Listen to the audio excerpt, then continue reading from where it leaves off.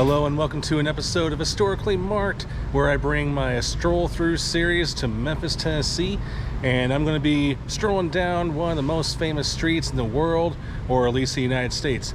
This is the birthplace of the blues, or the home of the blues. Many blues and rock musicians helped make this place famous, including B.B. King, Elvis Presley, many others. We're going to be learning a lot through historical markers here on this street, so come with me and join me on the tour. Alright, so this is the intersection of Main Street, which is that, and then Beale Street, and then in front of me is the Orpheum Theater, and there should be a historical marker about someplace. That is the Main Street trolley. Alright, Cat Timpf, who was on that Gutfeld show on Fox News, is going to be here November 2nd, 2024, if anybody who cares. Alright, so celebrating 95 years. I'm sure there's lots of great history. Let's see. Who has been here, performed here? James Taylor, Sheryl Crow, Johnny Mathis, Steve Martin, Harry Houdini. Oh, that's a name I haven't heard in a while. Barry Manilow, Cary Grant, Robin Williams, a local Memphisian, Sybil Shepherd, who also once romanced Elvis. I think she was named Miss Memphis or Miss Tennessee at one point. But yes, definitely this holds a lot of history. Oh, look at all these stars. Andy Williams, Tim Conway, Burt Bacharach, Kenny G. Another guy. And here's a little marker at the corner. On this corner, the Grand Opera House was dedicated on September 22nd, 1890. The Grand was destroyed by fire October 17th, 1923. The new Orpheum Theater was rebuilt and opened November 19th, 1928. For over a century, this corner has been the entertainment center of the Mid-South, where Broadway meets Beale. Very cool. Right over there is the legendary Hotel Chiska, or Chiska. That's the famous Beale Street sign. As we approach into more civilization. And this right here is the famous Elvis Presley on Beale statue. Elvis was definitely inspired by all the artists that have been here, performed here. And here's another marker for you. You're standing on the place where W.C. Handy wrote his first published blues, where Robert R. Church Sr., the South's first black millionaire, made his mark, where General Ulysses S. Grant had a Civil War headquarters, and where he returned years later to speak as president, where President Dwight Eisenhower visited, where Dr. Martin Luther King Jr. marched, and where B.B. King and Elvis Presley got their starts. As you walk down Beale Street, you'll find illustrated panels like this one that'll tell you a story of Beale in its heyday from the 1890s to the 1960s. Reverend James Jordan. There were two types of culture. I guess you could on Beale Street. There were the sinners and there were the saved. You had your professional people, your doctors and business folk. Then you had those who worked to have some nightlife. Alright, so as I'm about to cross 2nd Street, I thought I'd point out to you the building where a lot of people bought their clothes, famous people that is, Elvis Presley being one of them. In fact, he helped make that place very famous. B.B. King's Blues Club is just what I'm approaching. The big sign, I've seen it at night and it looks really nice even during the daytime. So it's said that at nighttime this place is full, but this is only the daytime. It's B.B. King's company store, established 1947. And don't forget there's also these notes on here. Eric Gales, Little Jimmy King. Those that have performed here. Souvenir shop. Kind of reminds me of Hollywood Boulevard. A lot of souvenir shops making the extra dollar on souvenirs. Not that there's anything wrong with it. Well, here's one of my favorite groups from the past, Big Star. Alright, and here is the famous Drugstore. You know what? I think I'm gonna go in. Alright, so the way they make their sodas is old-fashioned. I went with the Southern Grape. Cheers. Oh yeah, they got candy, shirts, souvenirs, you name it. Candy. Yeah, it's basically a novelty shop. But the soda fountain's in that other room over there. And here is a legendary building where Hooks Brothers Photography once was. Henry Hooks and his brother Robert Hooks, Hooks Brothers Photography Studio, was the second oldest continuously operating black business in Memphis. Located during its early years at 164 Beale Street and next moved to Linden Avenue and finally to Macklemore Avenue, where it ceased operation after a destructive fire in 1979. And yes, there is live music continuously, like over there. And here's what that marker says. During the great waves of immigration around the turn of the century, Jews, Italians, Greeks, and Chinese came to Beale Street to pursue their fortunes. They established pawn shops, clothing stores, restaurants, produce stands, theaters, and clubs that after 1920 served a predominantly black clientele. Customers from the city and surrounding rural areas crowded Beale's sidewalks so you had to walk in the street to pass by. And then, what's store hours? We never had store hours. When we were here, we were here. And on the back, pretty much says quotes like, "Saturday night was the fabulous night on Beale Street. Our parents kept the store open late. We were children. We used to sit on little chairs outside the store and watch. If we got sleepy, they would put us to sleep on a rack of pants until they took us home at 1 or 2 in the morning." Anything that was pawnable, they'd pawn. Their false teeth or toaster. They'd have breakfast and would go to the pawn shop with the toaster still warm. One fellow came out of a taxi cab with an artificial leg and wanted to pawn the leg. I wouldn't take it. And here is one of those ghost tile things. Epstein's loan office. Now a King's Palace Cafe. Is everything okay? Yes? No? If you answered both, come inside, have a beer, or 2, or 4. Alright, so those structures look really interesting. As you can see, most of the building is gone, but they saved the front just to, I guess, kind of look at like nostalgic purposes. I want to see if there's a historical marker over there.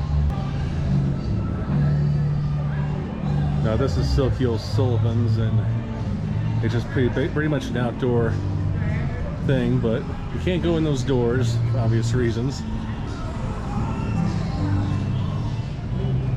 Alright, now we just passed BB King Boulevard. And this is Alfred's Restaurant. I'm going to go down this alley real quick because it has the plaque where it's been registered as a National Historic Landmark, 1966, rightfully so.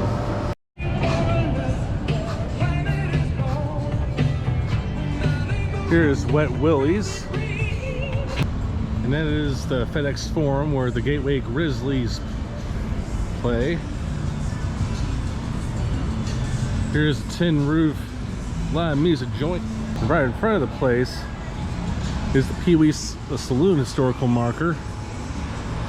Pee Wee's Saloon was the favorite meeting spot for Memphis musicians in the early 20th century. W.C. Handy used the cigar counter to write out copies of the Beale Street Blues for his band members. One of those songs written for the 1909 political campaign was first named Mr. Crump for the Memphis mayor and political boss. Later, with new lyrics, it became famous as the Memphis Blues. Saying it's the same on the back. So to be honest, I thought there'd be more markers on here. I mean, I know I'd see a few. It says here Elvis was here at the Tin Roof. And here is the Daisy. You can still rent it out.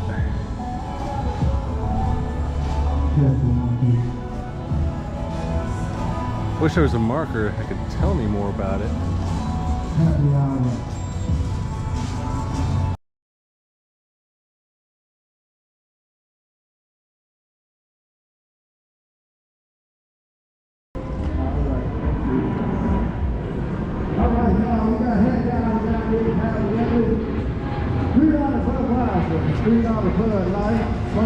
It's Ghost River Brewing Company. Well, you know, here's a ghost sign. A foot easer. No more foot trouble. Oh, well, you know, Poetry by Boots was here. I featured a couple of her other quotes in some of my other videos, including in Arizona and Missouri. Never be with anyone who tries to silence the art inside of you. Alright, Poetry by Boots, if you're watching this, yep, I found you again. She is a Chicago-based artist, and you can reach her by Instagram. Here's that sign again. I'm assuming this is where it ends, because that's when the road blockage ends as well, and as well as the music notes. Johnny Cash. This is Ida B. Wells Drive. And I'm just gonna turn around into here. Actually, you know what? I'm kind of curious what that sign says back there behind that police car. Yes, there is a police monitoring the streets. Oh, so it's a museum. This is where W.C. Handy once lived, the father of the blues. This is just the donations thing, but okay, so you have to call in advance, this looks like. But yes, he lived from 1873 to 1958. He wrote Memphis Blues, St. Louis Blues, Beale Street Blues, and other great songs. But it was not originally here, it says here. It was moved here from 659 Jeanette Street in 1983, restored by the Blues Foundation. And there you go. Now here's another historical marker. During civil rights struggles in the 1960s, Beale Street was a natural rallying place. Area banks and churches provided forums for new ideas and starting points for marches and demonstrations. But as integration was achieved, a haven was no longer needed, and Beale Street lost much of its importance. In 1968, Martin Luther King Jr.'s assassination near Beale and the unrest that followed hastened the street's decline. By the early 1970s, urban renewal had cleared most of the area's old buildings to make way for projected renovation. And then here's a quote: when you walked down Beale Street, you felt you really had something, because you could get work on Beale Street, you could get justice on Beale Street, you could get whatever was available to people on Beale Street. And a little something else on the back, and it talks mostly about black or African American businesses, like owned by both men and women, like beauty parlors, drugstores, funeral homes, doctors, dentists, professionals. They were all right here on this street. And as one of the earlier markers I read once said, there was a lot of Chinese immigrants that ran businesses here, including this one, Chop Suey Cafe. Chop suey is actually an American dish created by early Chinese immigrants in the 1800s for gold miners in California. It is a stir-fried mixture of vegetables and meat and a starchy soy sauce served over rice. An instant success, chop suey became the standard Chinese food found in restaurants known as chop suey houses. It was located at 342, which would be right here, 342 Beale Street. And then it became the Chop Suey Cafe in 1923. There was a succession of owners from 1930 to 1953, the last being a man named Ju Sing. The restaurant closed in 1967. Yep, that was like during the year before King was assassinated. And then here is the new Daisy. And where that guy is talking, Coyote Ugly. Hopefully y'all seen the movie with John Goodman, can't think of the girl's name, Pipe or somebody. I think I'm going to check out what it's about.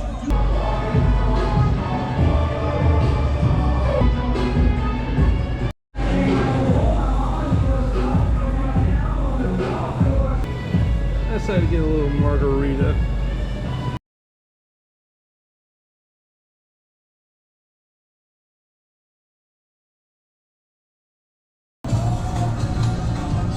Alright, here's something about the peoples on Beale Street, the building.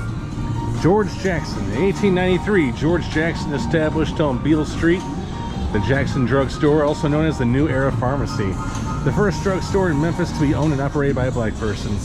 Jackson received degrees from Oberlin College and the University of Michigan School of Pharmacy. He was a member of the faculty of the University of West Tennessee and a charter member of the Memphis chapter of NAACP. Interesting. And across the street is a marker about Rufus Thomas Jr.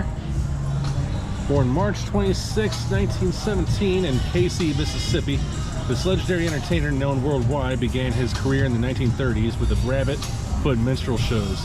He was the organizer and master of ceremonies of the amateur shows in the 1940s and 1950s at the Palace Theater, which stood at this site. From these shows began the careers of many great performers, including B.B. King and Bobby Blue Bland, and there's more information on the other side. He had the first hit records for both the Sun and Stax labels. As a popular personality on WDIA, he was the first disc jockey to play Elvis Presley records on a black radio station. He was the creator of two of the biggest dance crazes of the 1960s, the dog and the funky chicken. Oh man, ask your grandmother about the funky chicken. That was once performed on American Bandstand. Another one of my encounters is the W.C. Handy statue. Father of the blues, William Christopher Handy, born 1873 in Florence, Alabama, died in New York City in 1958. Enshrined forever in the hearts of the nation are his immortal songs Memphis Blues, St. Louis Blues, Beale Street Blues, and those who sow in tears shall reap in joy. With his golden trumpet, he gave everlasting voice to these and folk songs of his people in the Southland. His music is known and beloved throughout the world as an inspiration to youth and as an enduring gift to America's treasury of songs for more than 30 years. He was a distinguished member of the American Society of Composers, Authors, and Publishers, or ASCAP, which proudly joins the citizens of Memphis in erecting this everlasting tribute to his memory. This was put up here in 1976.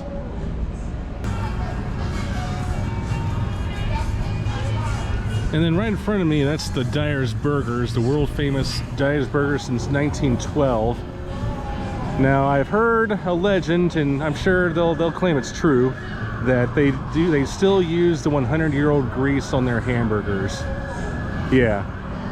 So according to Atlas Obscura, that is true, or maybe it was roadsideattractions.com, but yes, they do use the same fryer grease or the same grease. I mean, they have it stored in places, but according to people, there are no complaints. I mean, they do it to restore the look, I don't know, or the taste, I guess.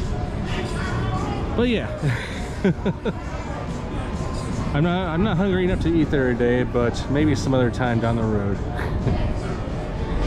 And here is a historical marker about Danny Thomas, one of Memphis's favorite sons, and for the right reasons. He lived from 1912 to 1991. He was an actor and, of course, entertainer, but he is mostly known for his philanthropic efforts. He is also the father of actress Marlo Thomas, who was once married to Phil Donahue. But anyway, he is also credited pretty much as an unsung hero as the savior of Beale Street. Here's what it says. Okay, entertainer Danny Thomas, who founded St. Jude's Children's Research Hospital in Memphis. This road bears the name Beale Street, thanks to him. Created as an avenue in 1841, locals began calling it Beale Street after the African-American blues legend W.C. Handy, who wrote Beale Street Blues in 1917. By 1955, Memphis changed the name of East-West Streets to Avenues. Unhappy with that decision, Thomas recorded a song, Bring Back Our Beale Street, as an appeal to Mayor Frank Toby to keep the street's name. Memphis don't own Beale Street, read one lyric. It belongs to the world. So 2,000 copies of the record were distributed at jukeboxes, and proceeds from the song benefited St. Jude, where families never receive a bill for services. Because of Thomas's efforts, Mayor Toby changed the name back to Beale Street. In 1960, when Thomas was in town to lay the cornerstone for St. Jude, he visited Beale Street for the Handy statue dedication, which is the one we just visited, and played a few notes from his song on Handy's trumpet. In 1962, St. Jude opened a mile from Beale Street on a road later renamed Danny Thomas Boulevard in honor of its founder.